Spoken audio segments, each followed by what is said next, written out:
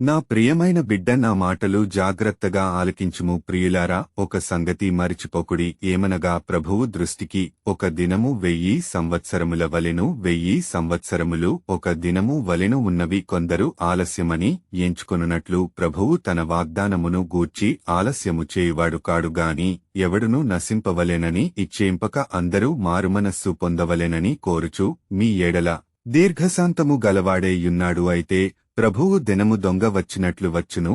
ఆ దినమున ఆకాశములు మహాధ్వనితో గతించిపోవును, పంచభూతములు మిక్కటమైన వేండ్రముతో లయమైపోవును, భూమి దానిమీదనున్న కృత్యములను కాలిపోవును. ఇవన్నీయు ఇట్లు లయమైపోవునవి గనుక ఆకాశములు రవులుకొని లయమైపోవునట్టియు, పంచభూతములు మహావేంద్రముతో కరిగిపోవునట్టియు దేవుని దినపు రాకడ కొరకు కనిపెట్టుచు దానిని ఆశతో ఆపేక్షించుచు మీరు పరిశుద్ధమైన ప్రవర్తనతోనూ భక్తితోనూ ఎంతో జాగ్రత్తగలవారే యుండవలెను. అయినను మనమాయన వాగ్దానమును బట్టి క్రొత్త ఆకాశముల కొరకును క్రొత్త భూమి కొరకును కనిపెట్టుచున్నాము. వాటియందు నీతి నివసించును. ప్రియులారా, వీటి కొరకు మీరు కనిపెట్టు వారు గనుక శాంతముగలవారే ఆయన దృష్టికి నిష్కళంకులుగాను నిందారహితులుగాను కనబడునట్లు జాగ్రత్త పడుడి. మరియు మన ప్రభువు యొక్క దీర్ఘశాంతము రక్షణార్థమైనదని ఎంచుకొనుడి. అలాగు మన ప్రియ సహోదరుడైన పౌలు కూడా తనకు అనుగ్రహింపబడిన జ్ఞానము చొప్పున మీకు వ్రాసియున్నాడు.